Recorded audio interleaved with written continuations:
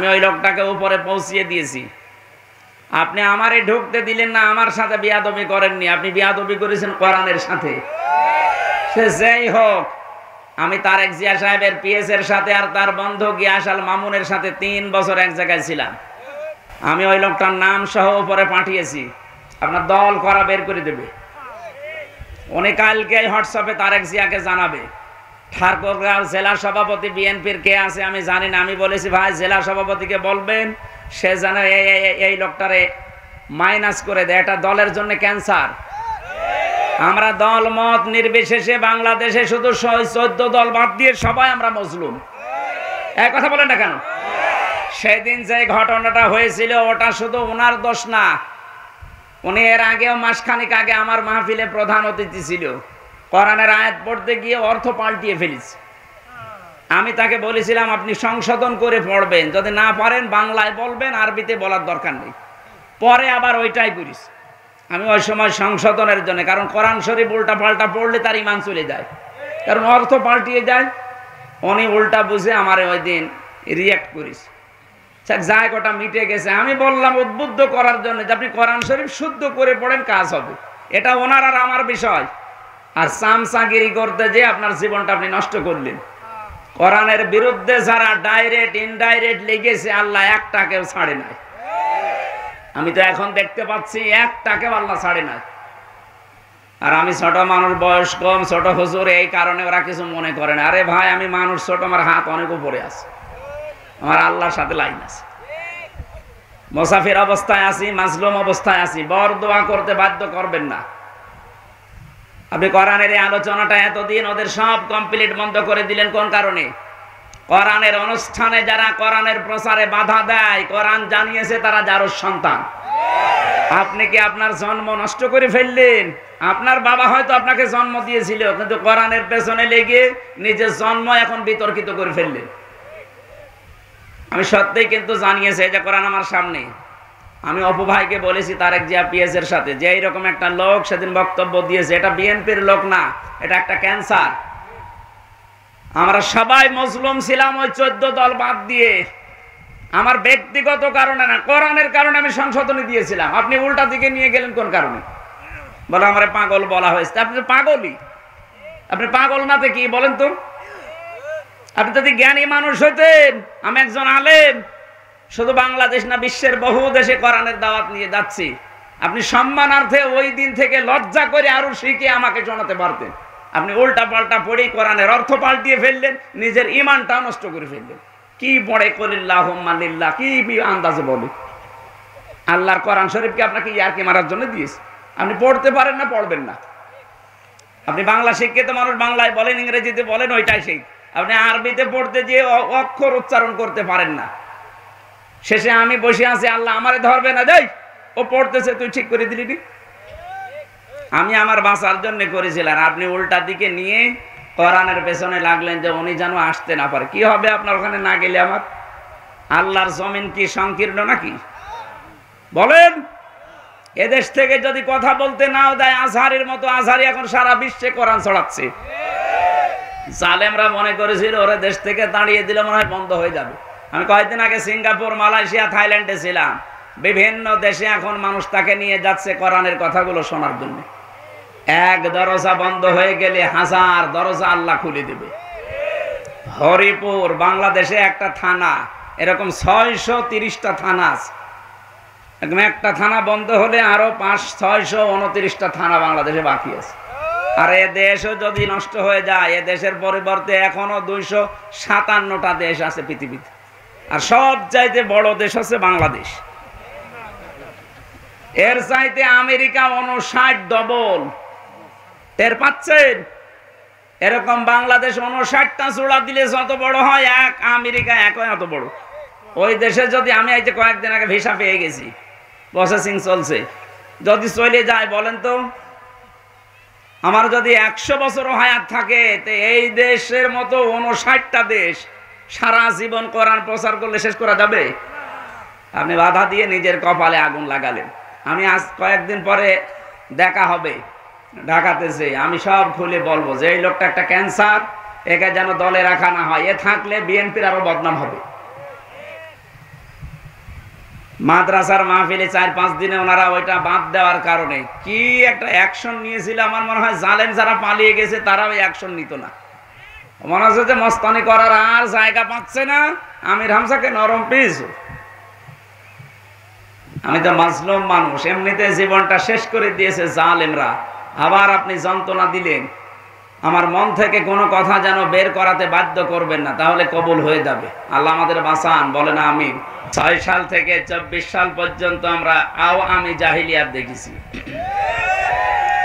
শব্দ প্রায় একই, আই এম এ আমি, আর বাকিটা তো ঠিকই আছে, জাহিলিয়াত।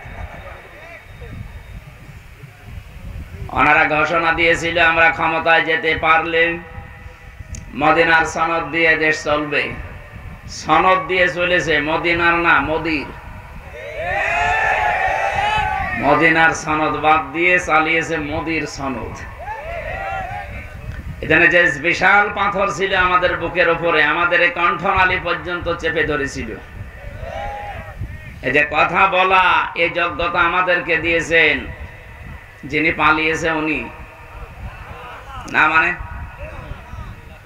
এদেশে যাই হয়তো সবই তো বলতো আমি দিয়েছি। এ মোবাইল কে দিয়েছে? আমার মনে হয় এই সমস্ত কথা শয়তান শুনতো আর মনে মনে হাসতো যে কি গো, একটা কথা হইল, বাবার টাকা দিয়ে মোবাইল কিনে আর বলে মোবাইল আমি দিয়েছি। খালাকাল ইনসান আল্লামাহুল বায়ান। আল্লাহ বলেন মানুষ আমি বানিয়েছি, আর মানুষকে কথা বলার শক্তি আমি দিয়েছি। এই কথা বলার শক্তি যারা কেড়ে নিয়েছিল, আল্লাহ রাব্বুল আলামিন তাদের এখন সব কিছু কেড়ে নিয়েছেন। আন্তর্জাতিক অপরাধ ট্রাইব্যুনাল বানিয়ে বহু মানুষকে বিনা কারণে আপনি দুনিয়া থেকে বিদায় করেছেন। আজকে দেখতে পাচ্ছেন সেই ট্রাইব্যুনালে গণহত্যার দায়ে অন্তত আজকে 13 জন আসামি হাজির করা হয়েছে। আসলটা তো পালিয়ে আছে। ইন্টারপোলের মাধ্যমে শুনলাম নিয়ে আসার চেষ্টা আছে। ডক্টর ইউনূস কালকে ঘোষণা দিয়েছে যেভাবেই হোক আমরা ফিরিয়ে নিয়ে আসবো। এমনি অনেক বলছেন মুরব্বী মানুষ, ও কি করবে মানে বয়স 84 না 94 বছর হলেও যাতে মাতাল তাহলে ঠিক আছে। একবার বলেছিল না যে পদ্মা সেতু থেকে শুধু এই একটু চোবাবো, সেই কথা ওনার মনে আছে। আমাকে চোবাতে চেয়েছো, আমি কিভাবে চোবাই দেখো। ডোনাল্ড ট্রাম্প আসার কারণে অনেক মানুষ একটু গর্ত থেকে মুখ বের করেছিল যে চলে এসেছি মানে আর 24 সালের 5 আগস্টের আগে দেশ আর নেই। 24 সালের 5 আগস্ট পার হয়ে এখন সে অক্টোবর নভেম্বরের 18 তারিখ চলছে। অনেক পরিবর্তন হয়ে গেছে। এ জাতিকে আর আপনি উল্টা পাল্টা দিয়ে দাবিয়ে রাখতে পারবেন না। বিশ্বের মানুষকে এখন বিভিন্ন জায়গায় কথা ছড়াচ্ছে যে আমি নির্বাচিত ছিলাম, আমাকে উৎখাত করা হয়েছে। এটা ডাহা মিথ্যা কথা। আমার মনে হয় 20 শতাব্দীর সবচাইতে বড় মিথ্যাচার এইটা। আপনি নির্বাচিত ছিলেন, এটাকে যদি ঘোড়াকেও বলেন ঘোড়াও হাসবে। এটা কথা বললেন, কিসের নির্বাচিত? 15 বছরে তো নির্বাচনই হয়নি। ঠাকুরগাঁওবাসী বলেন তো, যে বিষয়ের মাধ্যমে মানুষ নির্বাচিত হয় ওর নাম নির্বাচন। ওর নাম কি? নির্বাচন না হলে আপনি নির্বাচিত হলেন কি করে? তার মানে এই কথাটা মিথ্যা কথা। এই মিথ্যা কথা ছড়িয়ে মানুষের সিম্পেথি পাওয়ার জন্য বিশ্বের মডলদের আপনি পাবেন না। কারণ তামাম দুনিয়া জানে যে 15.5 বছরে এদেশে গণতন্ত্র ছিল না, এদেশে নির্বাচন হয়নি, আপনি নির্বাচিত নয়। এই মিথ্যা ছড়িয়ে আমাদের দেশের বদনাম যেন আর না করা হয়। কারণ বিশ্বের মানুষ ভাববে বাংলাদেশে যারা বাস করে এর মতো মনে হয় মিথ্যা কথাই বলে। কি আমি রমজানে উমরায় ছিলাম, মদিনা থেকে একটা গাড়ি ভাড়া করলাম। এক লোকের বাড়ি ওনার মদিনাতে, স্থানীয় বাসিন্দা। বললাম ভাই আমি বদরে যাব, আমারে নিয়ে চলেন। ওনার যে ভাষা ওই দিয়ে বললাম ইয়া আখি, হে ভাই আমি যেতে চাই, সাহাব চলেন আপনি। উনি আমারে বলছে ইয়া হাজিউল হুজ্জাত আইনা বিলাদুকা, হাজি দেশ কোথায়? যে তুমি বাংলাদেশ। যেই বলেছি বাংলাদেশ, বলছে হারামি। আপনি গালি দেন মানে? আমারে ওনার ভাষা দিয়ে বলছে, ইয়া আখি, হে ভাই, আপনাকে আমি বলি না, আপনার দেশে যে আছে ওই মহিলারে বলিস। বলেন, আপনি বলেন, আমি আরো 2 লাইন বেশি করে বলছি। ঘৃণিত বানিয়ে দিয়েছে, কারণ জালেম যারা তাদের প্রতি সৃষ্টি জগতের একটা আলাদা ঘৃণা তৈরি করে। কে? বলেন বলেন। এর বিপরীত যেটা আছে মাজলুম, মাজলুমদের প্রতি আল্লাহ নিজে একটা মহব্বত তৈরি করে দেয় সৃষ্টি জগতের ভেতরে। এই জন্য আমি 3 বছর জেলে থাকাকালীন যতবার কোর্টে হাজিরা দিতে এসেছি, মাথায় আমার দড়ি বাঁধা ছিল। এই যে পুলিশ, এনারাই আমারে নিয়ে যেত না, উনি নাই, ওই রকমই ধরেন। কিন্তু মানুষজন যখন দেখতাম কান্নাকাটি করতো আদালত চত্বরে, অনেক মহিলা 1-1.5 কিলোমিটার শুধু দৌড়িয়েছে প্রিজন ভ্যানের পেছনে, বলছে হুজুর কোনো চিন্তা করবেন না, আমরা বিশ্বাস করি আপনি এই দোষ করেননি। তারা কান্নাকাটি করতো, সিম্পিতি দেখাতো, এটা তৈরি করে দিয়েছে কে? আর এখন ওনারা কোর্টে উঠতেছে। আজকে পলক সাহেবকে দেখলাম, বছর দোয়া করেন। কিসের দোয়া? আপনি দোয়া মানেন? হ্যাঁ, আপনি দোয়া করতে বলেন মানে কিসের দোয়া করবো আপনার জন্য? আপনি দোয়ায় বিশ্বাস করেন না। যারা আজ উঠতেছে আপনি তাদের দিকে তাকান, কি নজরে তাকাচ্ছে মানুষ তাদের দিকে, কত টিটকারি, মস্কারা, এবং কেউ কেউ পচা ডিম মারতেছে। এমনকি আমার কুষ্টিয়ার একজন ইনু, ওই মানুষকে আমার মনে হয় এলাকায় ওরা নুনু বলে ডাকে। হাসানুল হক ইনু বলে না, বলে হাসানুল হক নুনু। ওই হর্ষায় বাদ দিয়ে দন্তন্য ওষুধ দিয়ে দিয়েছে। ওনারে একজন দেখলাম একটা লাথি দিয়েছে। সম্মানিত ভাইরা, আমি যেটা বোঝাতে চাচ্ছি, এই মিথ্যা কথা ছড়িয়ে এই দেশকে বিশ্বের সামনে আর মিথ্যাবাদী প্রমাণ করবেন না। আপনার উপরে আমাদের এই দাবিটা আছে। কোনো কথাই তো শোনেননি 15.5 বছরে, এইটা অন্তত রাখেন। কারণ আপনি একটা হাসি মানুষ, মিথ্যা কথা বললে কেমন হয় না? আল্লাহ বলেন আমি নির্বাচিত করেছি তোমাদেরকে। নির্বাচিত করেন কে? কি পদ্ধতিতে নির্বাচন? বলেন বলেন।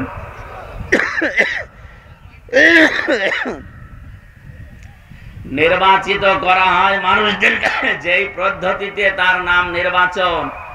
সেই সিস্টেমটা যেহেতু আপনি বন্ধ করে দিয়েছিলেন, আমরা আবার ওই সিস্টেমে দেশে নিয়ে আসতে চাই। আগামীতে যারা আসবে তারা যেন নির্বাচনের মাধ্যমে নির্বাচিত হয়ে আসে, নাকি দিনের ভোট রাতে করে আসবে। এই জন্যই তো উপদেষ্টাদেরকে আমরা সম্মানজনক সময় দিতে চাচ্ছি, যে আপনি সংস্কার করেন, খুব তাড়াতাড়ি এই জঞ্জালগুলো মুক্ত করে, জায়গাগুলো পরিষ্কার করে নির্বাচনের মাধ্যমে নির্বাচিত একটা জনপ্রতিনিধির হাতে দেশটা তুলে দিন। তাহলে ওই জালেমদের সব নড়াচড়া বন্ধ হয়ে যাবে। এখনো যেগুলো হচ্ছে, অনেকে এখনো আশায় আছে, না আমার আপা আসতেছে। কিসের আপা?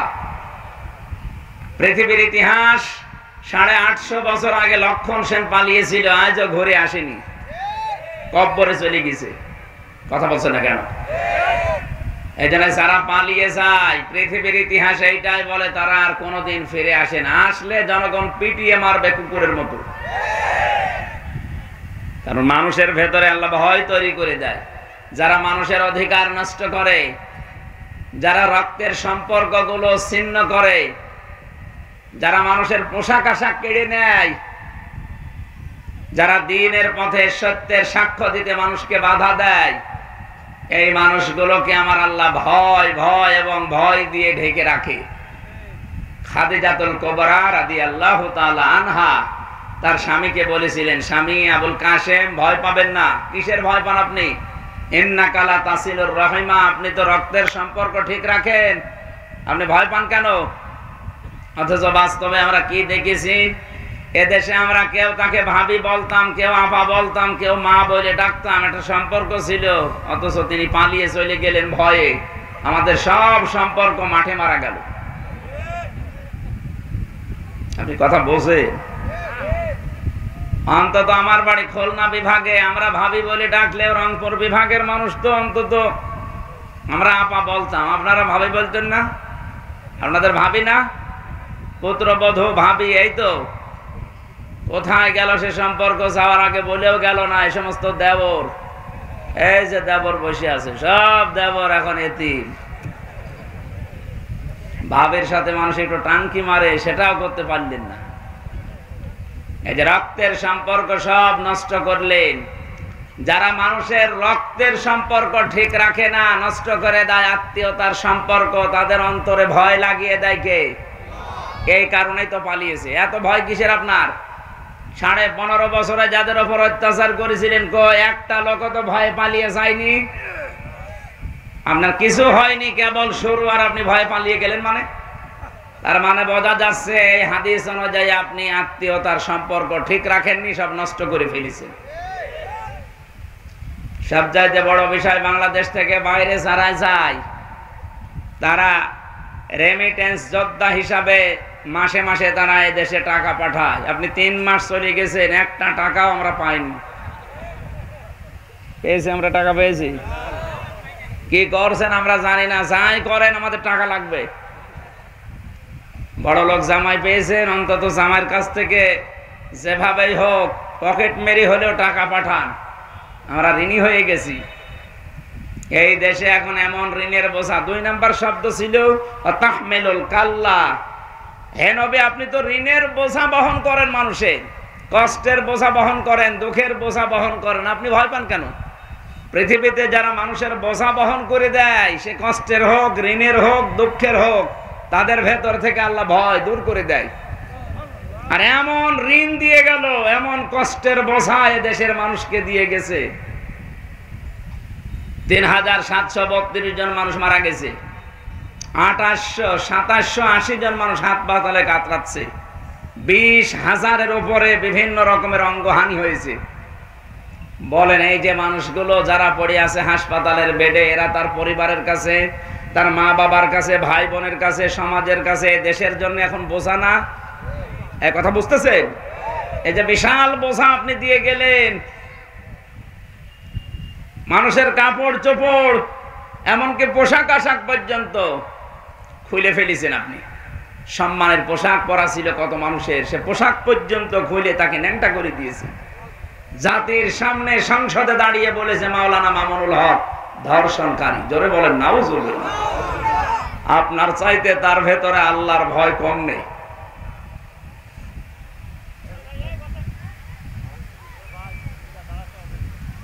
অতঈনু আলা নাওয়াইবিল হক, আপনি সাহায্য করবেন হককে প্রতিষ্ঠার জন্য, করেননি। হক আরো যেন বিদায় হয় সেই ব্যবস্থা করে ফেলেছিলেন। এই জন্যই যত রকমের ভয় আল্লাহ মানুষের উপরে চাপিয়ে দিয়েছে।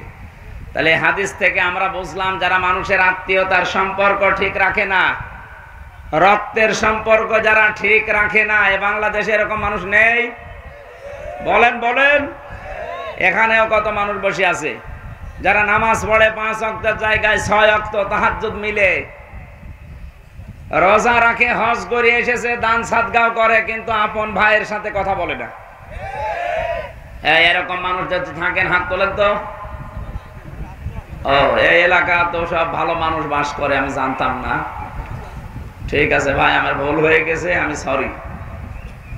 যদি কেউ থাকেন এরকম দুনিয়ার কোন স্বার্থ নিয়ে মারামারি করে ভাইয়ের সাথে সম্পর্ক নষ্ট করে ফেলেছেন, বোনের জমি দেওয়া লাগবে বলে বোনের সাথে কথা বলে না, কথা বলে না কেন? আপনি নামাজ পড়েন, রোজা রাখেন, যাই করেন, হজ করে আসেন, আপনার হজ বাংলাদেশে আসেনি, জেদ্দার বিমানবন্দরে পড়ে আছে। সুতরাং এগুলো যারা করছেন এক্ষুনি জীবনকে পাল্টাবেন, নয়তো যত রকমের ভয় কিন্তু আল্লাহ আপনার ভেতরে দিয়ে দেবে। রাতের বেলা টয়লেটে যাবেন, তাও ভয়ে যেতে পারবেন না। আমি একবার নাটোর থেকে বাড়ি যাচ্ছিলাম, নাটোর পুলিশ গাড়ি থামিয়ে বলছে, হুজুর গাড়ির সামনে মুফতি আমির হামজা লেখা আছে, এই জন্য গাড়ি থামালাম। কেন? ফু দিয়ে দেন। কিসের ফু? ডিউটি করছিলাম, হঠাৎ দেখলাম এই তাল গাছের ভেতরে কি যেন নড়ে উঠলো। না, এ ফু দিয়ে হবে না, আপনি হয়তো কারো অধিকার নষ্ট করছেন, আপনার দ্বারা কোনো মানুষের হক নষ্ট হচ্ছে।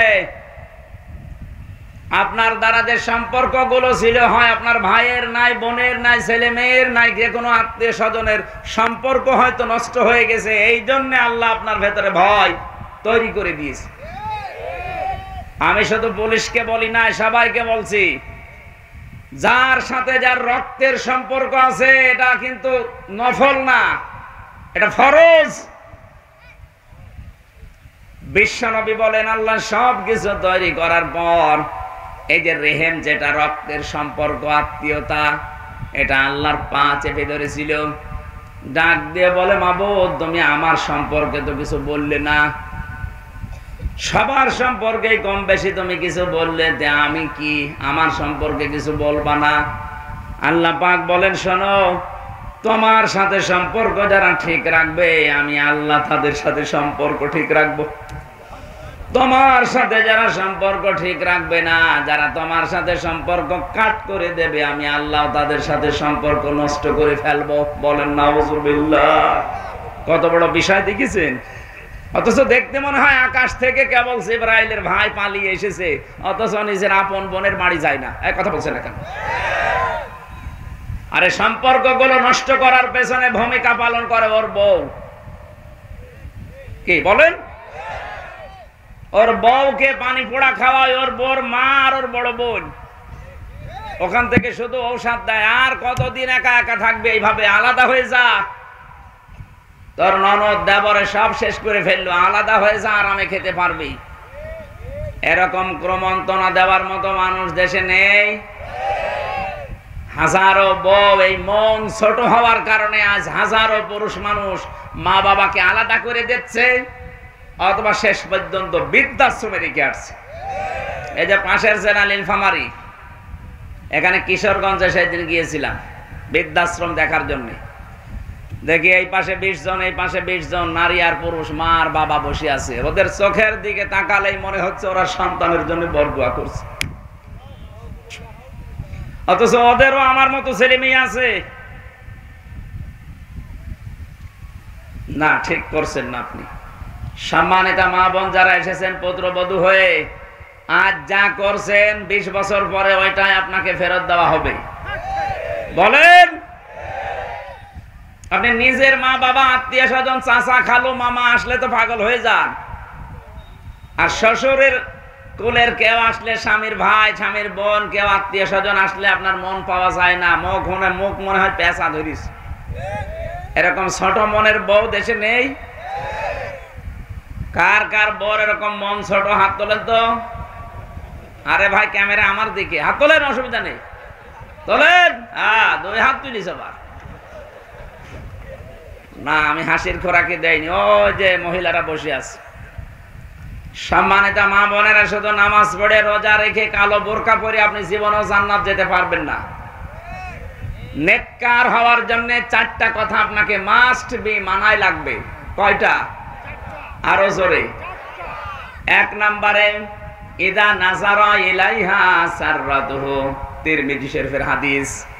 নবীজি বলেন, যখন তোমার স্বামী তোমার দিকে তাকাবে বাইরে থেকে এসে, যে কোনো ভাবে স্বামীকে আনন্দ দেবে, এইরকম মহিলা আজ দেশে নেই। এই জন্য অধিকাংশ স্বামী আমরা এখন পরকীয়া প্রেম করি।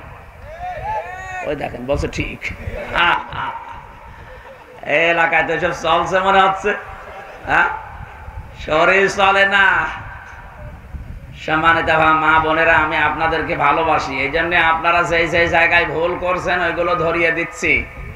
আজ হাজারো স্বামী পরকীয়া প্রেমে লিপ্ত, খালি আপনার এই রেসপন্স পায় না। এই কারণে আপনি মন থেকে বলেন তো, যার পেছনে আপনি ঘোরেন ওর ভেতরে যা আছে আপনার বর ভেতরে তাই নেই, নাকি ওর ভেতরে জিনিসপত্র বেশি আছে?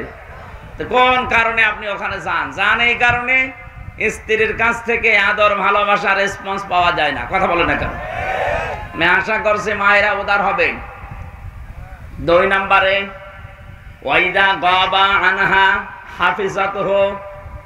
স্বামী যখন বাইরে থাকবে, সে শহর হোক আর গ্রাম হোক, স্বামী যখন বাড়ি থেকে বাইরে চলে যাবে কর্মজীবনের জন্য, নেককার স্ত্রীর গুণাবলী হচ্ছে নিজের স্বামীর সম্পদ, সন্তান, নিজের ইজ্জত আবরু সম্ভ্রম এগুলো নিজে যেন হেফাজত করে রাখে।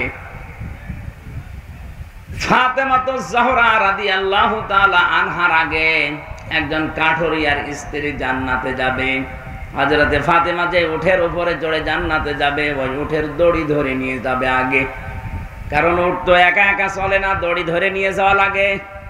ফাতেমা তো বসে আছে উটের পিঠের উপরে, দড়ি ধরে যেই মহিলা জান্নাতে সর্বপ্রথম প্রবেশ করবে তার নাম জামিলা। এই মেয়েটার জীবনে আমি কয়েকটা কাজ পেয়েছি। তার এক নম্বরে, সে তার স্বামীর হুকুম ছাড়া নিজের বাইরে কোনোদিন যায়নি। সুবহানাল্লাহ বলতে পারে না? এরকম মহিলা তো এখন ঘরে ঘরে নেই। স্বামী বাইরে যেতে দেরিও মনে হচ্ছে দিন পেয়েছে। কত রকমের উল্টা পাল্টা কথা চালাচ্ছে মোবাইলে, বিভিন্ন লাইনে। কত মানুষকে বাড়িতে নিয়ে এসে প্রেম নিবেদন করছে, বলেন নাউজুবিল্লাহ। দেবর সম্পর্কে গ্রাম অঞ্চলে এই আমলটা নেই। দেবর সম্পর্কে খুব হুঁশিয়ার থাকা লাগবে। বাইরের মানুষের চাইতে দেবরের দ্বারা ক্ষতি হওয়ার সম্ভাবনা বেশি, বলেন না কেন? সাহাবী প্রশ্ন করলেন, হে নবী, দেবর আর দোলা ভাই এই দুইটা সম্পর্কে আপনি কি বলেন? বিশ্ব নবী বললেন, দেবর হচ্ছে মরণের মতো।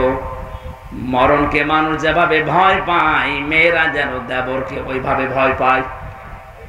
অথচ আজ অনেকে সহজ করতে করতে, উদারতা দেখাতে দেখাতে নিজের দেবরকে বলে এটা আমার ছোট ভাই।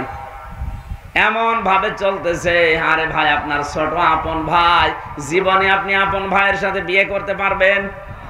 কথা বলেন। দেবরের সাথে কি করে ছোট ভাই হলো? ইয়ার কি মারা জায়গা পান না ইসলামের নিয়ম নিয়ে? এটা আল্লাহর বিধান। দেবর যদি ছোট ভাই হবে, নিজের আপন ছোট ভাইয়ের সাথে যেমন বিয়ে করা কখনো সম্ভব না, অথচ দেবরের সাথে আমরা দেখি 2 সন্তানের মা পালিয়ে গেছে। তার মানে এটা শয়তানি। আশা করছি এই বিষয়টা খুব সেনসিটিভ। কখন কোন অঘটন দুর্ঘটনা ঘটে যায়, শেষে আর কিন্তু উঠে আসবে না। দেবর সম্পর্কে সবচাইতে বেশি সচেতন থাকা লাগবে। 3 নাম্বারটাই বলার জন্য আমি হাদিসটা পড়েছি। বিশ্বনবী বলেন, ওয়া তুইনু আলা দীনি যাওজাতিহা, তোমার স্বামীকে দ্বীনের পথে চলার জন্য উদ্বুদ্ধ করবা, সাহায্য করবা, পেছন দরজা দিয়ে তাকে ঠেলা দিবা। তোমার স্বামী যদি মানবতার পক্ষে কাজ করে, দিন প্রচারে, দিন প্রসারে, দিন কায়েমের জন্য যদি বাইরে থাকে, তাকে সময় দেওয়ার জন্য উদ্বুদ্ধ করবা, তাকে সময় দেওয়ার জন্য সাহায্য করবা। বারবার বাধা দিয়ে তার কাজের গতি মন্থর করে দিবা না। অথচ হাজারো স্ত্রীর কারণে স্বামী মানবতার জন্য, ইসলামের জন্য কাজ ঠিক মতো করতে পারে না। কথা বলেন না কেন? 4 নাম্বারটা বড় কঠিন বিষয়। আল্লাহর নবী জানিয়েছেন, এই পৃথিবীতে স্বামী যেটা পছন্দ করে ওটা যদি জায়েজ হয়, নেককার স্ত্রী হলে মাস্ট বি, জীবন চলে গেলে ওইটা পছন্দ করা লাগবে। আমি নিজে স্বামী, যত স্বামী এখানে বসে আছি সবার পক্ষ থেকে আমি বলছি, মেয়েরা এসেছে না? সম্মানিত মা বোনেরা, আপনাদেরকে বলছি আমি নিজে স্বামী হিসাবে, সব স্বামীর পক্ষ থেকে আমি নিজে সহ যত স্বামী আমরা এখানে বসে আছি, প্রতিটি স্বামী মন থেকে চাই বিয়ের পরে যেন আমার মা বাবা আমার সাথে থাকে। আমি খেয়ে থাকি না খেয়ে থাকি, আমার সাথে থাকবে। কথা বলে ঠিক কিনা? 100 জনের 95টা পরিবারে আজ বউরা এটা চায় না। নাকি বেশি বলে ফেললাম? আমার কুষ্টিয়ার এক চেয়ারম্যান সাবেক, উনি খুলনায় গেছে কাজকর্ম করার পরে রাত 10:30টায় গেছে ছেলের বাড়িতে। কলিং বেল টিপ দেওয়ার পরে ছেলে এসেছে, ডাক দিয়ে বলে, আব্বা তুমি এত রাতে? বলে, কাজে এসেছিলাম, যেতে পারি নাই, চলে আসলাম। ঠিক আছে। বাড়ির ভেতরে নিয়ে স্ত্রীকে বলছে, কই আমার বাবা এসেছে, রান্না করো। স্ত্রী বলছে, না, আমি সেই সন্ধ্যা থেকে পর্যন্ত সিরিয়াল দেখলাম, আমি ক্লান্ত, তোমার বাবা তুমি রান্না করে খাওয়াও। মুখে মুখে 2-1 কথায় তর্কাতর্কি যেই করেছে, বাবা কিন্তু সব শুনে ফেলেছে। বাবা ওপার থেকে ডাক দিয়ে বলছে, আব্দুল্লাহ আমার খাওয়া লাগবে না, তোরা ঘুমিয়ে পড়, আমি খেয়ে এসেছি। ছেলের বাড়ি থেকে খেয়ে যায়, ওই অবস্থায় শুয়ে আছে, পেটে ক্ষুধা, ঘুম আসতেছে না। চিন্তা করছে হোটেল থেকে খাবার নিয়ে এসে খাবার দিয়ে খেতে দেবো কিনা, কিন্তু এখন যদি নিয়ে আসি তাহলে খারাপ ধারণা করবে। কিছুক্ষণ পরে রাত 11টা, 11:30 বাজে, কে যেন কলিং বেল টিপ দিয়েছে, বাইরে যেয়ে দেখে ওর শালা ছোটটা ডাক দিয়ে বলছে, দোলা ভাই আজকে আর বাড়ি যেতে পারিনি, চলে আসলাম, আসো তোমার দিয়ে খেলা শুরু হবে। এবার ডাক দিচ্ছে, ওঠো, কেন তোমার ভাই এসেছে ছোটটা, হ্যাঁ উঠিস, রান্না বাড়া কমপ্লিট করো। স্বামী চিন্তা করছে আমার বাবাও তো না খেয়ে আছে, একটু ডাক দেই। যে বলছে, আব্বা তোমার বৌমা রান্না করেছে তোমার জন্য, তুমি খাবা না। বাবা টের পাচ্ছে না, ওখান থেকে সব আবার শুনেছে, বলছে বাবা আমার খাওয়া লাগবে না, আমার পেট ভরায় আছে, তোরা খেয়ে ঘুমিয়ে পড়। সকালবেলা বাবা কিচ্ছু না বলে ব্যাগটা নিয়ে চলে যাচ্ছে। ছেলেটার সামনে গিয়ে দাঁড়িয়ে বলছে, আব্বা তোমার বৌমা রান্না করছে নাস্তা, তুমি খেয়ে যাবা না। বাবা চোখের পানি ফেলে দিয়ে বলে, সন্তান আমি যেদিন তোর ছোট শালা হব ওই দিন খেয়ে যাব। না না, আমি হাসির জন্য বলি না। ও ঠাকুরগাঁওবাসী, আমার যতটুকু বাস্তবতায় জ্ঞান আছে আমি তো দেখতে পাচ্ছি, শুধুমাত্র কুষ্টিয়ার ওই সাবেক চেয়ারম্যান না, এখানে বহু মুরব্বী বসে আছে, তার পুত্র বধূর কাছে ওই রকমই। বলেন কি হয়েছে আপনার? মা বাবাকে খেতে দেব আমি পছন্দ করি, আমি মন থেকে চাই যে আমার মা বাবা আমার সাথে থাকবে, শেষ বয়সে সাথে নাতি নাতক এগুলো নিয়ে তারা আনন্দে থাকবে। আর আপনার এই ছোট মনের কারণে আমার মা বাবার মন থেকে আমি পর্যন্ত সরিয়ে গেছি। সম্মানিত মা বোনেরা, কোন কাজে স্বামী খুশি থাকে আপনি তো জানেন না, যেহেতু আমি স্বামী আমি বলে দিচ্ছি, এই ঔষধটা আপনি অ্যাপ্লাই করবেন। যদি সত্যি স্বামীর মন পেতে চান, নিজের মা বাবাকে যেভাবে দেখেন স্বামীর মা বাবাকে ওইভাবে দেখবেন, তার চাইতে বেশি সেবা যত্ন, বেশি কথা শুনবেন, তার সাথে ব্যবহার আচার ভালো করবেন, কসম আল্লাহ, আর মন থেকে স্বামীর ভালোবাসা আপনিও পাবেন। আর যদি এইটা না করেন, হ্যাঁ আপনার সাথে উপরে উপরে হয়তো ভালোবাসা দেখাবে, শুধু সংসার করার জন্য 24 ঘন্টা লোকটা শেষ পর্যন্ত মানসিক রোগী হয়ে যাবে। আর এইটা আমার এই দেশে 100টার প্রায় 95টা পরিবারে, কথা বলেন ঠিক কিনা? আশা করছি এই ইঙ্গিত দেওয়ার কারণে মা বোনেরা একটু মেনে চলবেন, আমাদের পরিবারটা মিনি জান্নাত হয়ে যাবে ইনশাআল্লাহ। দল মত জাতি বর্ণ ধর্ম নির্বিশেষে কোরআনের এই অনুষ্ঠানে যারা আজকে এই দিনের বেলায়, হাজারো কাজ ছিল, কত গুরুত্বপূর্ণ মানুষ বসে আছে, এদের সব কাজ বাদ দিয়ে কোরআন থেকে কথা শোনার জন্য যারা এসেছেন, এটা ইবাদত চলছে। কি চলছে বলেন তো? বলেন আলহামদুলিল্লাহ। দরুদ আর সালাম পাঠের মাধ্যমে আজকের তেলাওয়াতকৃত আয়াত থেকে মানবীয় কিছু দর্শনীয় গুণ আছে, মানুষের ভেতরে কিছু দর্শনীয় গুণ আছে, এই গুণগুলো যেন আমাদের ভেতরে না থাকে, এই কথাগুলো আল্লাহ কোরআনে জানিয়েছেন। আমরা এখন অ্যাডভার্টাইজ করব তাফসীর আকারে ইনশাআল্লাহ। জবান খুলে কোরআনের আয়াত তাফসীর আকারে কথা বলতে চাই। আউযু বিল্লাহি মিনাশ শাইতানির রাজিম। বিসমিল্লাহির রহমানির রহিম। ইন্নাল ইনসানা খুলিকা হালুআ। আল্লাহ পাক বলেন, অবশ্যই আমি মানুষকে অস্থির করে বানিয়েছি। মানুষকে বানানোই হয়েছে অস্থির চিত্র দিয়ে, সব সময় ব্যস্ত মানুষ, এটা মানুষের স্বভাব।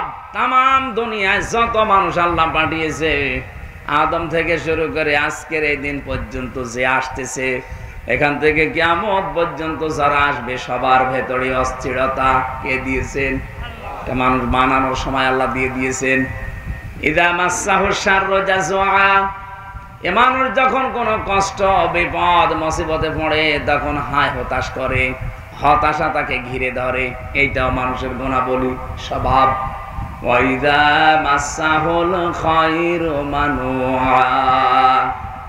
মানুষ যখন কোনো কল্যাণ পায়, নিয়ামত পায়, ভালো কিছু পেয়ে যায়, ওই মানুষ তখন আমি আল্লাহকে ভুলে আমার নিয়ামতকে ভুলে যায়, তখন কৃপণ হয়ে যায়। ঝড় ঝাপটা যখন আসে তখন আমার কথা ছাড়া কারো কথা ওর মনে থাকে না।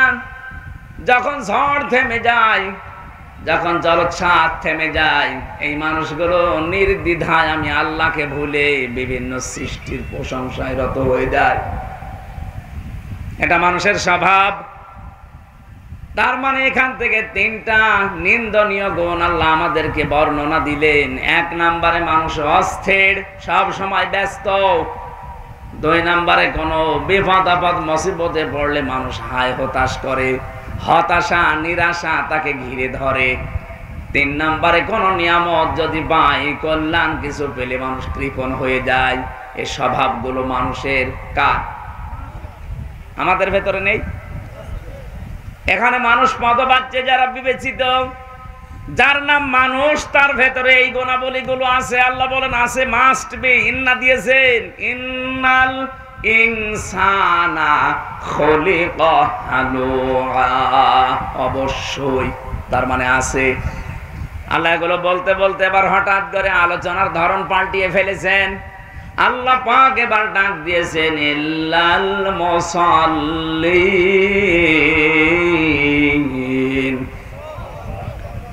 দুনিয়ার মানুষেরা এই গুণগুলো দুনিয়ায় সবার ভেতরে আছে, কিন্তু মুসল্লি যারা, তাদের ভেতরে এই গুণ নেই। কাদের ভেতরে? প্রশ্ন আসতে পারে, আমরা কি মুসল্লি না? আমরা নামাজ পড়ি না? হ্যাঁ, নামাজ পড়ি। এখন নামাজ যারা পড়েন তারা যেহেতু মুসল্লি, কোন নামাজি আল্লাহ এর পরে বর্ণনা দিচ্ছেন, আল্লাযীনা হুম আলা সালাতিহিম দাইমুন। ওই মুসল্লির ভেতরে এই গুণগুলো থাকবে না, যেই মুসল্লি নিয়মিত সদা নামাজ পড়ে। আমরা বাংলাদেশের সাথে দেখবেন যে মানুষগুলো সত্যিই নিয়মিত নামাজে মুসল্লি, আর নামাজের পরে 12টা শিক্ষা আল্লাহর পরবর্তীতে দিতে চেয়েছেন। এই মানুষগুলো যদি এই শিক্ষাগুলো দুনিয়ায় অর্জন করতে পারে, অবশ্যই আমার আল্লাহ তাকে এই নিন্দনীয় এই গুণগুলো থেকে বাঁচিয়ে রাখবেন। জোরে বলেন সুবহানাল্লাহ। এটা আল্লাহর রহমত তার উপরে। আপনি এবার মিলান তো আপনার ভেতরে এগুলো আছে কিনা। আপনি তো নামাজ পড়েন দেখি, আপনি নামাজ পড়েন 5 ওয়াক্তের জায়গায় 6 ওয়াক্ত তাহাজ্জুদও পড়েন, আপনি নফল নামাজ পড়েন, সুন্নাত পড়েন, ওয়াজিব পড়েন। এবার দেখেন আপনার ভেতরে গুণ আছে। আপনি অস্থির সব সময় ব্যস্ত নাকি আপনি? 2 নম্বরে আপনাকে বিপদ আপদ আসলে, মুসিবত আসলে আপনি হায় হতাশ করেন, আপনি অস্থির হয়ে পড়েন, আপনি হতাশা, আর মনে হয় এই সূর্য উঠবে না, এরকম করেন নাকি? আমি মুসল্লি দেখেছি আমার জীবনে। আমিরে জামাত ডাক্তার শফিকুর রহমানকে, তিনিও মুসল্লি, আমিও মুসল্লি। মাওলানা মামুনুল হক আমার সাথে ছিল জেলখানায়, তিনিও মুসল্লি। মানুষ হিসাবে আমরা দুইজন এক জায়গায় ছিলাম, উনি ছিলেন 4 তলায়, আমরা ছিলাম 2 তলায়।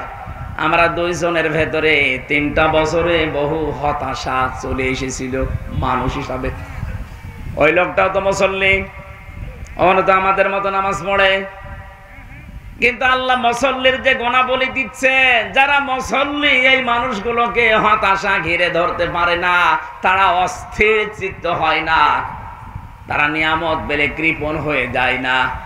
এত বড় বড় বিপদ তার মাথার উপরে গেছে, কোনদিন আমি তাকে অস্থির দেখিনি। সব সময় শান্ত নির্মল চিত্ত নিয়ে চলাফেরা করে।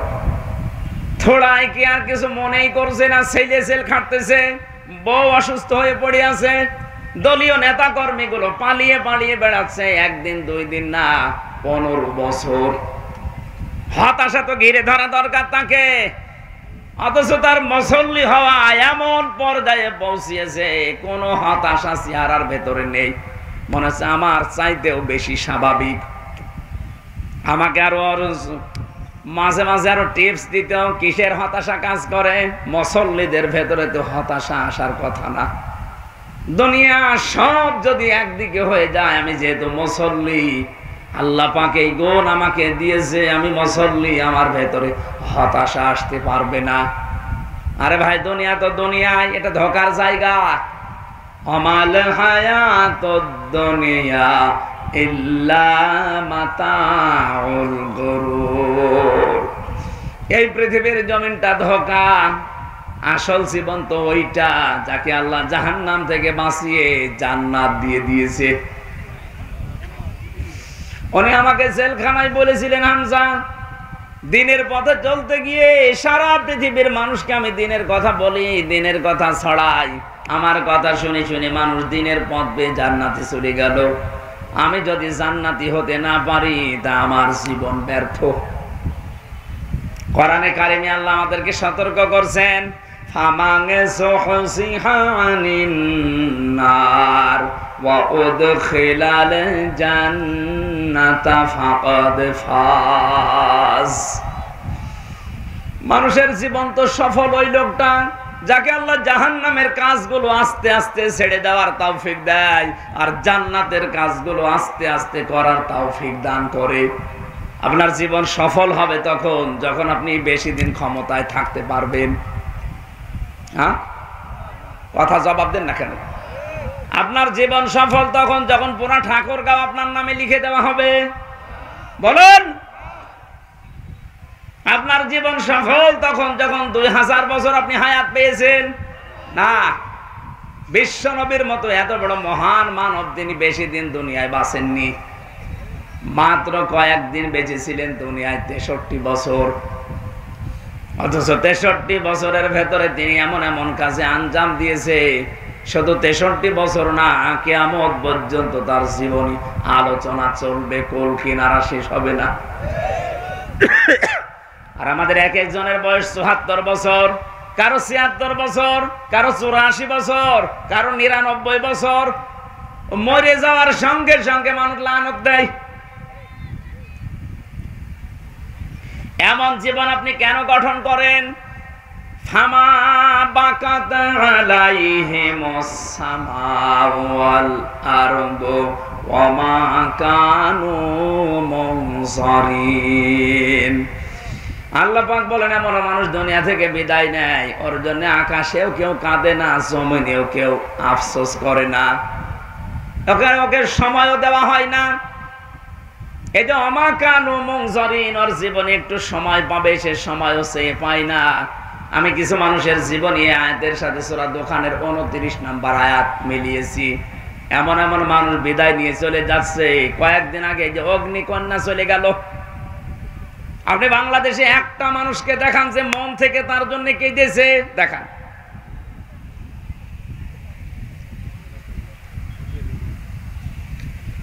কি জিনিস কি? ঠিক আছে, আমাদের উচিত হচ্ছে এমন জীবন তৈরি করা যে জীবনে আসার সময় আমাকে দেখে মানুষ হেসেছিল, কিন্তু যাওয়ার সময় আমাকে দেখলে মানুষ যেন কান্দে। মানুষের ভেতরে এই সমস্ত গুণাবলীগুলো আল্লাহ দিয়েছেন, কিন্তু মুসল্লিরা এই গুণ থেকে, এই নিন্দনীয় দর্শনীয় গুণ থেকে মুক্ত থাকবে। তার মানে আমরা এখনো মুক্ত হতে পারিনি, আমরা কাঙ্ক্ষিত মানের মুসল্লি না, আমরা আন্দাজে নামাজ পড়ছি। আজকে থেকে সিদ্ধান্ত নেন, আপনার নামাজ এমন কায়দা শুরু হবে। হ্যাঁ, কয়েকটা পদ্ধতি আছে। আপনি এখন থেকে মাঝে মাঝে একটু লম্বা সেজদা দেবেন। এই 1.5 মিনিট, 2 মিনিট, 5 মিনিট না, আধা ঘন্টা, 1 ঘন্টা যদি সময় পান, 1-1.5 ঘন্টা একটা সেজদায় কাটিয়ে দেন। দেখেন পৃথিবীর ভেতরে আপনার সম্মান আল্লাহ আস্তে আস্তে বাড়াতে থাকবে। কারণ সেজদায় মানুষ যখন চলে যায়, ওই মানুষটা একেবারে আল্লাহর কুদরতি পায়ের কাছে চলে যায়। বলেন সুবহানাল্লাহ। কোরআনে কারীম জানিয়েছে, মানুষকে আল্লাহর কাছে যেতে চায়, ওয়াসজুদ ওয়াকতারিব। মানুষ যদি সত্যিই সেজদা দেয়, ওই সেজদার মাঝে মানুষ যেন আল্লাহর নিকটবর্তী হয়ে যায়। মানুষ এই যে ধনুক মারে, তীর ধনুক, ধনুক মারার সঙ্গে সঙ্গে দুইটা মাথা যেমন এক হয়ে যায়, মানুষ যখন সত্যিকারের সেজদায় যায় ওই মানুষটা আল্লাহর একেবারে কাছে চলে যায়। আমাদের উচিত হচ্ছে সেজদার মাধ্যমে আল্লাহর কাছে যাওয়া। কোন মুসল্লিদের ভেতরে দোষণীয় নিন্দনীয় গুণ থাকবে না। আল্লাযীনা হুম আলা সলাতিহিম দায়িমুন। পৃথিবীর ময়দানে যারা নির্ধারিত সময়ে সদা নামাজের ভেতরে থাকে, তার মানে 5 ওয়াক্তের জায়গায় 2 ওয়াক্ত পড়ে, 3 ওয়াক্ত পড়ে না, এরকম না। আয়াতের তাফসীরে আমি আরেকটা কাহিনী পড়েছি। বিশ্বনবী জানিয়েছেন কোন মানুষ যদি নিয়মিত কোন আমল করতে থাকে, আমলটা যত ছোট হোক ওটা আল্লাহর কাছে সবচাইতে দামি। এজন্য 5 ওয়াক্ত নামাজ আপনি মাঝে মাঝে পড়বেন, মাঝে মাঝে বাদ দেবেন না, নির্ধারিত করে নেন যেটা আপনার জীবনে মাস্ট বি একটা কাজ। কোন মানুষ যখন ফরজ নামাজের সেজদা বাদ দিয়ে দেয় তখন আল্লাহ বলেন ওর দায়িত্ব আমি ছেড়ে দেই। বলেন নাউজুবিল্লাহ। আমি মুসলমানদের কাছে বিশেষ করে নামাজের কথা বলি না। এই ফ্যানটা একটু ঘুরিয়ে দেন এদিকে, ডানের দিকে। ঠিক আছে। কেন? কারণ মুসলমান দাবি করে যদিও নামাজ না পড়ে তো কিসের মুসলমান বলেন? মান তারাকা সালাতান মুতাআম্মিদান ফাকাদ কাফারা। বিশ্ব নবী জানিয়েছেন যে লোকটা ইচ্ছা করে নামাজ ছেড়ে দিয়েছে ও কাফের হয়ে গেছে। এজন্য আমরা মুসলিম, আমরা যদি এখন কাফেরদের মতো নামাজের ওয়াজ করা লাগে তাহলে আমরা কি কাফের না মুসলমান?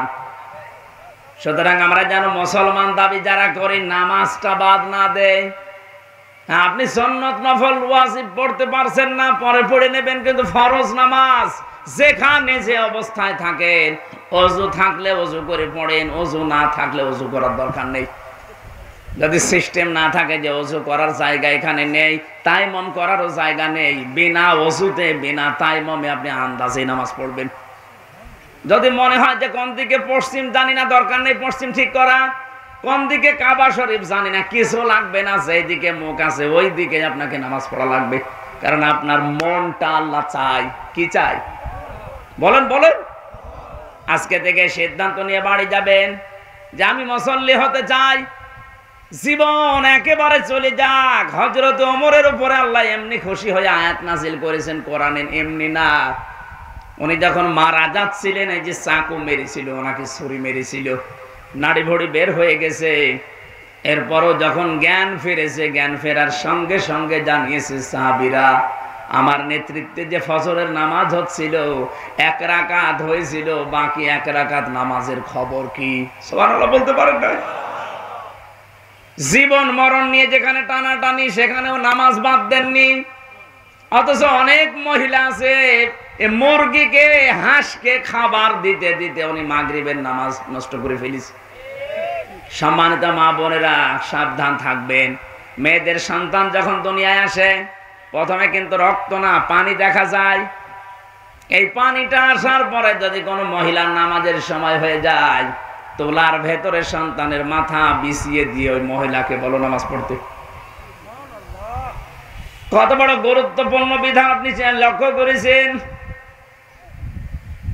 মুসা নবীর জামানায় একবার একজন কামার এই যে লোহা পিটিয়ে সোজা করে, হযরতে মুসা ডাক দিয়ে বলে রব্বুল আলামিন আমার সাথে জান্নাতে সাথী হবে এরকম একজন মানুষকে তুমি দেখাও।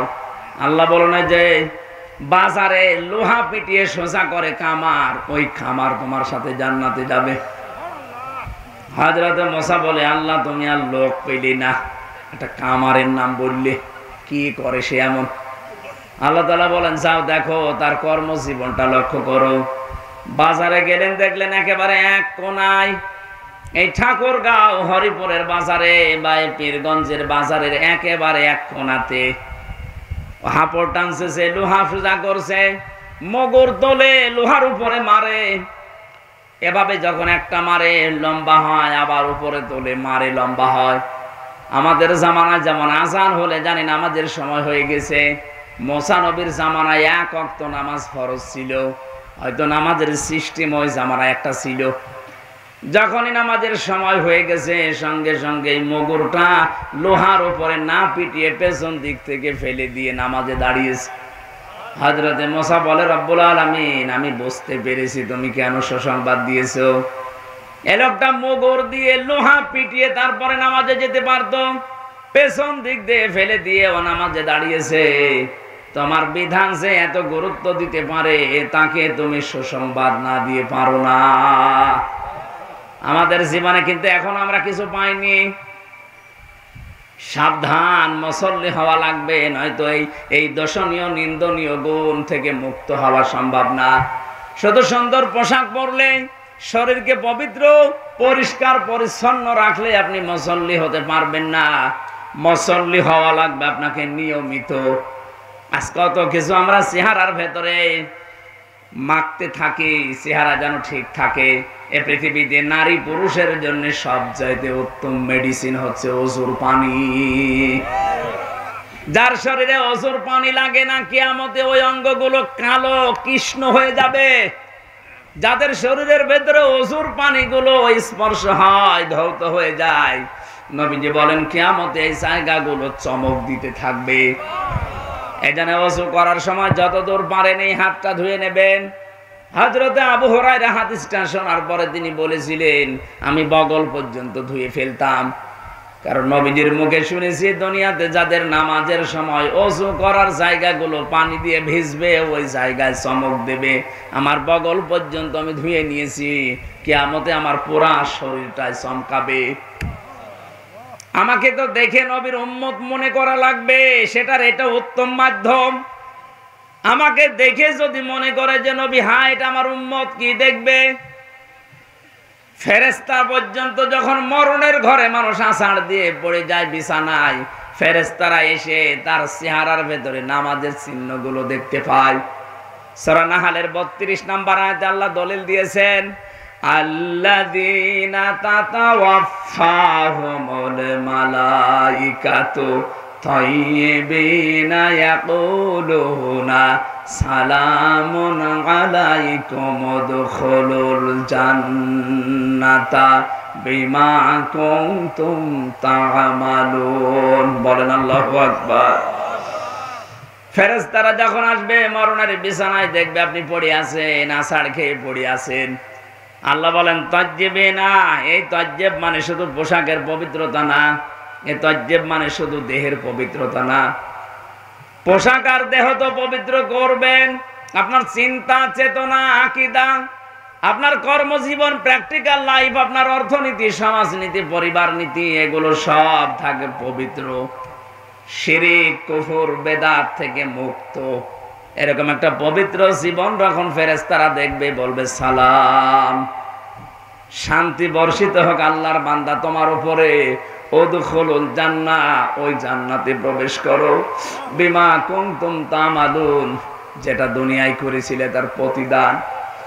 সুতরাং আমরা মানুষ যেহেতু আজকে থেকে এমন মুসল্লি হওয়ার চেষ্টা চালাবো, এই দর্শনীয় নিন্দনীয় গুণ যেন আমার আস্তে আস্তে আল্লাহ দূর করে দেয়। বলেন আমিন।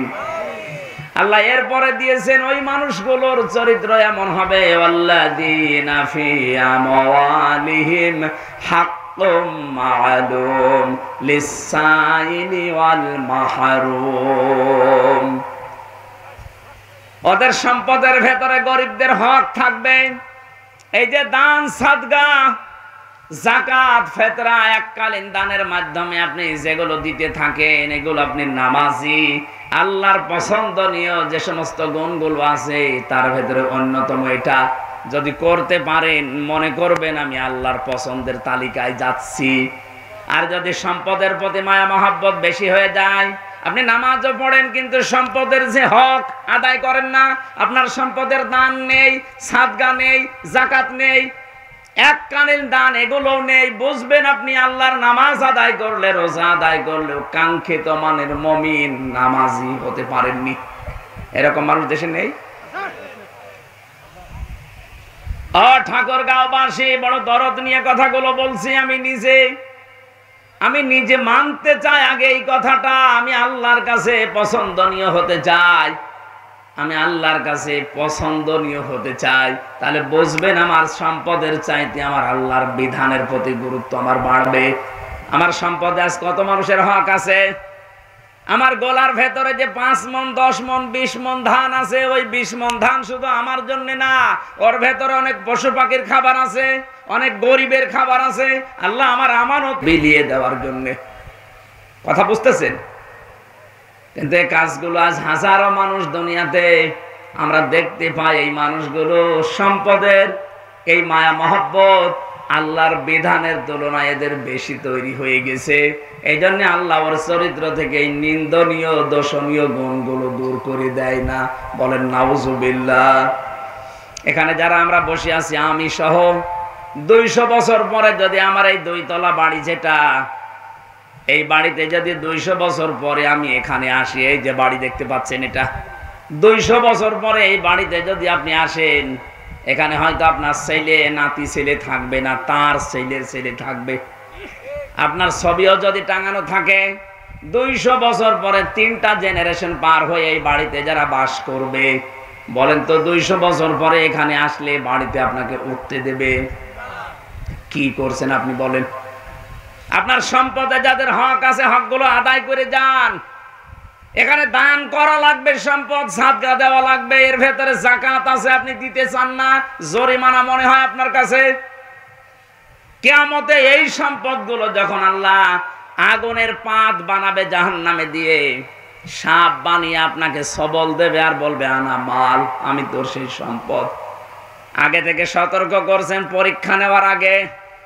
আমরা যারা এখানে পরীক্ষা দেই, এই পরীক্ষার্থী যারা, যেদিন পরীক্ষা শুরু হবে ওই দিন পর্যন্ত প্রশ্নপত্র দেয় না, যখন শুরু হবে তখন দেয়। অথচ আল্লাহ কত আগে আমাদের কাছে প্রশ্নপত্র পাঠিয়ে দিলেন। এরপরেও যদি কেউ ফেল করেন, কিয়ামতে এসে কপাল পোড়া।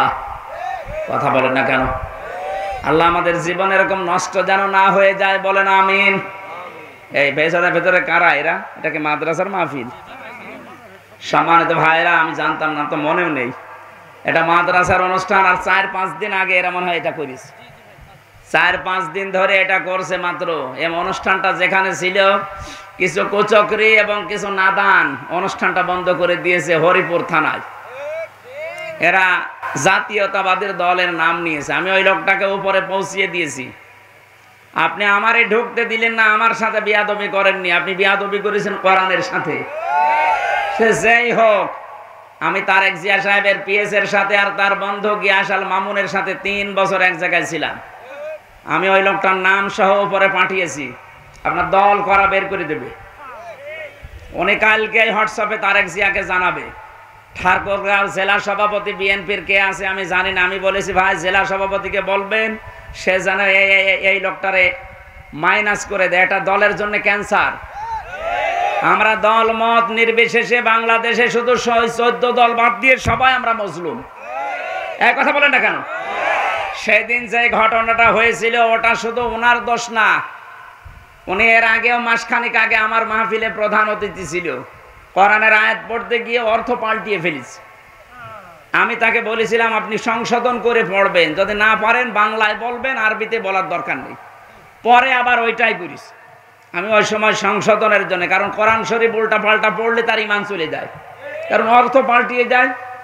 উনি উল্টা বুঝে আমার ওই দিন রিয়াক্ট করিস, যাই ওটা মিটে গেছে। আমি বললাম উদ্বুদ্ধ করার জন্য যে আপনি কোরআন শরীফ শুদ্ধ করে পড়েন, কাজ হবে। এটা ওনার আর আমার বিষয়। আর চামচাগিরি করতে যে আপনার জীবনটা আপনি নষ্ট করলেন। কোরআনের বিরুদ্ধে যারা ডাইরেক্ট ইনডাইরেক্ট লেগেছে, আল্লাহ একটাকেও ছাড়ে নাই। আমি তো এখন দেখতে পাচ্ছি একটাকেও আল্লাহ ছাড়ে নাই। আর আমি ছোট মানুষ, বয়স কম, ছোট হুজুর, এই কারণে ওরা কিছু মনে করে না। আরে ভাই আমি মানুষ ছোট, আমার হাত অনেক উপরে আছে, আমার আল্লাহর সাথে লাইন আছে। মুসাফির অবস্থায় আছি, মাজলুম অবস্থায় আছি, বর দোয়া করতে বাধ্য করবেন না। আপনি কোরআনের এই আলোচনাটা এতদিন ওদের সব কমপ্লিট বন্ধ করে দিলেন কোন কারণে? কোরআনের অনুষ্ঠানে যারা কোরআনের প্রচারে বাধা দেয়, কোরআন জানিয়েছে তারা যারোর সন্তান। আপনি কি আপনার জন্ম নষ্ট করে ফেললেন? আপনার বাবা হয়তো আপনাকে জন্ম দিয়েছিল, কিন্তু কোরআনের পেছনে লেগে নিজের জন্ম এখন বিতর্কিত করে ফেললেন। আমি সত্যিই কিন্তু জানিয়েছে যে কোরআন আমার সামনে, আমি অপু ভাইকে বলেছি তারেক জিয়া পিএস এর সাথে যে এইরকম একটা লোক সেদিন বক্তব্য দিয়েছে, এটা বিএনপির লোক না, এটা একটা ক্যান্সার। আমরা সবাই মজলুম ছিলাম ওই 14 দল বাদ দিয়ে, আমার ব্যক্তিগত কারণে না, কোরআনের কারণে আমি সংশোধনী দিয়েছিলাম। আপনি উল্টা দিকে নিয়ে গেলেন কোন কারণে? বলে আমার পাগল বলা হয়েছে। আপনি তো পাগলই, আপনি পাগল না তো কি বলেন তো? আপনি যদি জ্ঞানী মানুষ হইতেন, আমি একজন আলেম, শুধু বাংলাদেশ না বিশ্বের বহু দেশে কোরআনের দাওয়াত নিয়ে যাচ্ছি, আপনি সম্মানার্থে ওই দিন থেকে লজ্জা করে আরো শিখে আমাকে শোনাতে পারতেন। আপনি উল্টা পাল্টা পড়েই কোরআনের অর্থ পাল্টিয়ে ফেললেন, নিজের ঈমানটা নষ্ট করে ফেললেন। কি পড়ে কলিল্লাহুম্মা লিল্লাহ, কি আন্দাজে বলে? আল্লাহর কোরআন শরীফকে আপনাকে ইয়ারকি মারার জন্য দিয়েছে। আপনি পড়তে পারেন না, পড়বেন না। আপনি বাংলা শিক্ষিত মানুষ, বাংলায় বলেন, ইংরেজিতে বলেন, ওইটাই সেই। আপনি আরবিতে পড়তে গিয়ে অক্ষর উচ্চারণ করতে পারেন না। শেষে আমি বসে আছি, আল্লাহ আমারে ধরবে না, দেই ও পড়তেছে তুই ঠিক করে দিলি। আমি আমার বাঁচার জন্য করেছিলাম, আপনি উল্টা দিকে নিয়ে কোরআনের পেছনে লাগলেন যে উনি যেন আসতে না পারে। কি হবে আপনার ওখানে না গেলে? আমার আল্লাহর জমিন কি সংকীর্ণ নাকি? বলেন, এদেশ থেকে যদি কথা বলতে নাও দেয়, আজহারের মতো আজহারি এখন সারা বিশ্বে কোরআন ছড়াচ্ছে।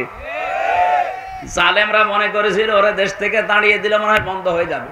আমি কয়েকদিন আগে সিঙ্গাপুর, মালয়েশিয়া, থাইল্যান্ডে ছিলাম। বিভিন্ন দেশে এখন মানুষ তাকে নিয়ে যাচ্ছে কোরআনের কথাগুলো শোনার জন্য। এক দরজা বন্ধ হয়ে গেলে 1000 দরজা আল্লাহ খুলে দেবে। হরিপুর বাংলাদেশে একটা থানা, এরকম 630টা থানা আছে। একটা থানা বন্ধ হলে আরো 629টা থানা বাংলাদেশে বাকি আছে। আর এ দেশও যদি নষ্ট হয়ে যায়, এ দেশের পরিবর্তে এখনো 257টা দেশ আছে পৃথিবীতে। আর সব চাইতে বড় দেশ হচ্ছে বাংলাদেশ। এর চাইতে আমেরিকা 59 ডবল। টের পাচ্ছেন? এরকম বাংলাদেশ 59টা চূড়া দিলে যত বড় হয়, এক আমেরিকা একই এত বড়। ওই দেশে যদি আমি এই যে কয়েকদিন আগে ভিসা পেয়ে গেছি, প্রসেসিং চলছে, যদি চলে যায় বলেন তো, আমার যদি 100 বছরও হায়াত থাকে, তো এই দেশের মতো 59টা দেশ সারা জীবন কোরআন প্রচার করলে শেষ করা যাবে? আপনি বাধা দিয়ে নিজের কপালে আগুন লাগালেন। আমি আজ কয়েকদিন পরে দেখা হবে ঢাকাতেছে, আমি সব খুলে বলবো যে এই লোকটা একটা ক্যান্সার, একে যেন দলে রাখা না হয়। এ থাকলে বিএনপির আরো বদনাম হবে। মাদ্রাসার মাহফিলে 4-5 দিনে ওনারা ওইটা বাদ দেওয়ার কারণে কি একটা অ্যাকশন নিয়েছিল। আমার মনে হয় জালেম যারা পালিয়ে গেছে তারাও অ্যাকশন নিত না। মনে হচ্ছে যে মস্তানি করার আর জায়গা পাচ্ছে না, আমির হামজাকে নরম পেয়েছে। আমি তো মাজলুম মানুষ, এমনিতে জীবনটা শেষ করে দিয়েছে জালেমরা। আবার আপনি যন্ত্রণা দিলেন।